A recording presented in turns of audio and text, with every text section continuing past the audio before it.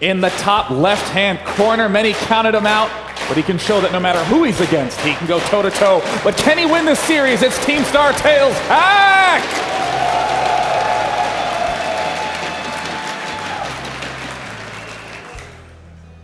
And his opponent spawning down in the bottom left-hand corner. He is the most successful American player of all time. From CM Storm, it is Polt!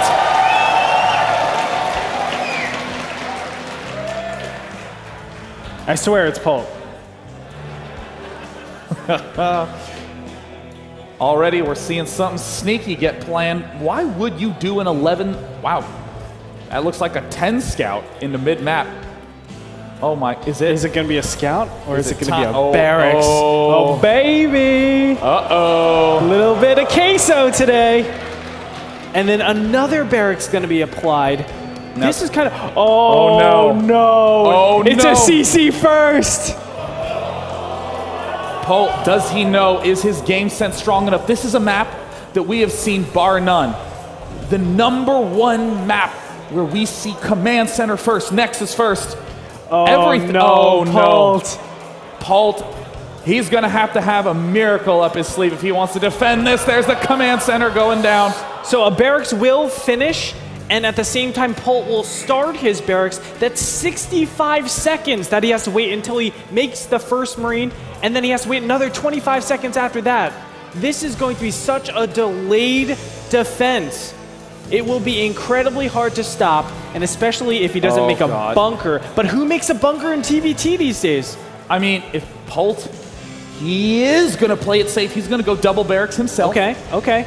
Some people like to do double refinery after this, so that helps out.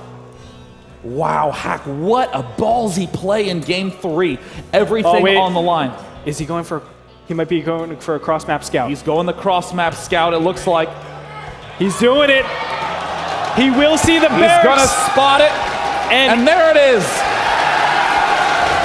Everything is now on the line. It's going to have to be a bunker on the high ground, and it's going to have to go down mighty quick. I don't think that this is going to be a good time for Polt to leave that expansion on the low ground. Polt is going to have to abandon ship. He's going to have to dedicate everything he can to holding the front. He needs to lift and get out of town now. He needs SCVs to repair this bunker as well, but they're approaching so fast. Now he's going to take out, he's in time to kill the SCV making the bunker. He's going to get it, pull back until his bunker finishes for himself. Polt is sending everything he has. He's going to have to rely on just mules in this position. His barracks is almost done. Can he get it done? There it is! He gets it! He needs to get the repair. And the SCVs are in place to repair, but Hack swoops around the corner, will be able to get into great position, but the two barracks are making a lot of Marines. It will be in time for this bunker to finish. Can Hack have the micro, though? Oh, it looks like Polt extended a bit far forward. Great pull from Polt. Executes the SCVs one at a time. Every SCV's dying. Polt is getting the edge. Did he do it? It's 3-7. And he did it! What a defense from CM Storm's Polt. But the damage has been done already. The damage has been done. Orbital command is done. It is 7 SCVs to 3.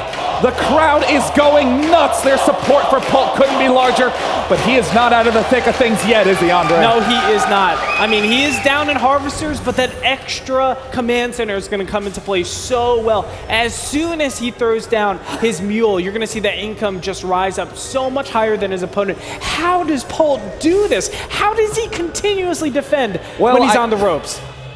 I guess I was only half lying when I said that this was no doubt going to be an epic macro game. It's going to start a little weird, but soon enough, Polt will be able to catch back up. This is anyone's game. We see the supply counts are 16-15 at this early stage in the game. Polt recently got more workers than he began the game with. Still, this is a position for Hack that it's salvageable, right? He is behind slightly, but he's getting a second command center. I wouldn't be surprised if he got his third command center next. Actually, it just shows me that he is because he hasn't gotten any gases. So normally you're going to transition into that extra command center. From there, he's able to kind of seesaw his way back in the SCV count. So he'll be in a good position as well. Polt just going to play it standard, it looks like. Is he taking his third? No, he's not taking any refined. Whoa. Hack is not ashamed of who he is.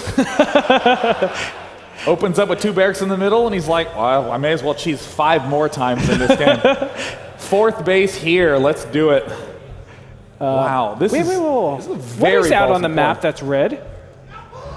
What is this? Oh, my God. No way.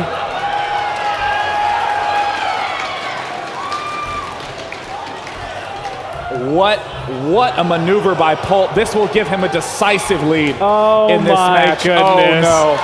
Oh, Hello. no. And it goes down. Polt, with the star sense coursing through his blood, he knows exactly what is up. No cheese can bring him down. 3rd command center getting rebuilt. Oh, Hack, if only he had built this in his main to begin with. So unfortunate. That was just a scouting Marine to see what was going on, but instead it turned into be the biggest scout of his life. Good job, Marine. That is another Billy. Medal of Honor goes to this guy who just saw interesting things. Hack going to begin the patrol at the front. Now Hack knows that he's on the ropes. Instant factory from Polt. A great maneuver. He knows his opponent is likely low on gas. So a great exploit is not going to be huge armies for Polt. It's going to be huge maneuverability. It's medevacs that can exploit this position. Hack is going to have to stay hold up in his base, is getting a late factory of his own, a late stim of his own, add-ons only just now going down.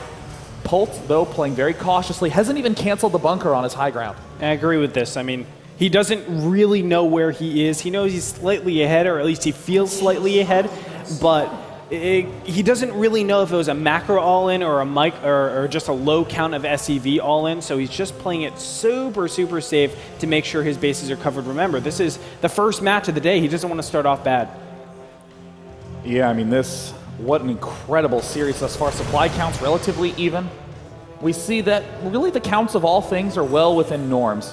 Little bit of extra workerage for Polt. Little bit of extra army as well. But certainly nothing insurmountable for Hack. We've seen display some real tactical brilliance. The 3rd command center is quite late for Polt in this position. Polt, oh my God, is not actually going for a big medevac play. He's going for a little bit of medevacs and tanks. He wants to do a big push at the front. Makes a lot of sense. Just trying to claim more position. That way he can get his 3rd a little bit safer, although he still hasn't thrown down a 3rd command center. And this is what I'm talking about. You know, Polt is that type of player that doesn't like to change. He makes sure he gets his 3 barracks first, gets his 1 factory production, gets his starport, and then after upgrades, he gets his command center. He makes sure he's just covering bases so he has the material to defend his 3rd expansion. Gosh, you know, I will say, a lot of Terran versus Terrans kind of follow a regular path. Something that, you know, my body has physiologically become used to. I know when the adrenaline's supposed to happen, but these are the games that just make my heart pound start to finish. This medevac drop moving in could be potentially tremendous for Polt to cement his lead. Could also backfire quite strong. He's going to run into a Viking. Very safe play. He doesn't know if it's just a Viking behind there or if it's like 10 Marines or 0 Marines, but if it is 10 Marines, he doesn't want to risk it and just lose his advantage here. You know, so much of StarCraft 2 is about calculation. How do I guarantee faster upgrades, more Marines, by re-optimizing my economy? You can't do those calculations anymore. This is not your build order that you're following through to get the lead. This is your judgment. And we've seen time and time again, no Terran has better judgment than Polt. That's right. I mean, when he's behind, he's still ahead in mid and late game. Now that he's ahead, we don't even know what he's going to do with this. And look, he's doing something very uncharacteristic, going up an additional 2 barracks, still no 3rd command center. He's looking to just drill, baby, drill. I mean, this is one of these scary spots where it's like, does Polt actually know he has this big of a supply lead? Yeah. I mean, Polt might even be perceiving himself as behind and having to just do it all on this one attack. Yeah. But this is going to be a really potent attack nonetheless. We see that the Marine count lead is with Polt. The tank count lead is with Polt. The medevac lead. Everything is in Polt's favor except for workers. He is going to do the same thing that Hack did in the prior game. He is going to try to end it in one fell swoop. We'll see if this works. Now, 2 big shots off of the siege tanks can do a lot here. There's the scans, preemptive scans, just to see if he can get any pot shots right now. And I like the Vikings still patrolling around. 3rd base will be taken finally for Polt. You're just establishing position. This is a great way to just suffocate your opponent and make it so uncomfortable for him to move out into the map in fear of some sort of medevac drop. Both these players are doing beautiful positioning for exactly that sort of thing. I mean, the medevac drops, as you said, super potent, super threatening in these fragile early game situations. I mean, Polt is only just now getting one missile turret. That's not going to stop any drop from landing in his expansion. But with all these scans, ooh, Hack narrowly missing Polt's army. I love that. I mean, a lot of Terran versus Terran these days, you stop getting mules at a certain point once you've done all your production buildings. And then from there, you're just looking to see exactly where your opponent's army is, because one bad positioning can mean the entire game. You cannot afford to be out of position in this matchup. Wow, Hack trying to scoop up all vision that he can. He's got to be very careful. This is Polt, a bit no scary. doubt, is going to see this. And now he's like, whoa, army no. chasing me with tanks. Don't want. But this is a terrible position for Polt. What do you do with these units now? You've perceived yourself as behind. You tried to contain, you tried to push. It didn't fall through. And now you know that there's medevacs on the map. This is going to retreat the aggression even more. I mean, Polt is not really containing anything here. Any counter drop, any counter attack that's outside of his vision ends the game immediately. Yeah, and for this... Uh-oh. Well. Oh, Polt. Okay, he takes out a sensor tower that, well, not really takes it out, but now swings into the main base. The upgrades are left undefended. Oh, this could be a huge game winner. An attack at the natural, killing one of the siege tanks. And what are the units in the middle of that doing? Desperation repairs from Polt, which is going to make every one of those SCVs mincemeat to these marine drops. This is the last thing Polt wanted. Polt falls behind in supply. He is behind. Oh! He saves it. How did that happen? Still killing a lot of SCVs, swinging into the third base and doing more damage. Still at the natural. All the units of Polt are not out to defend.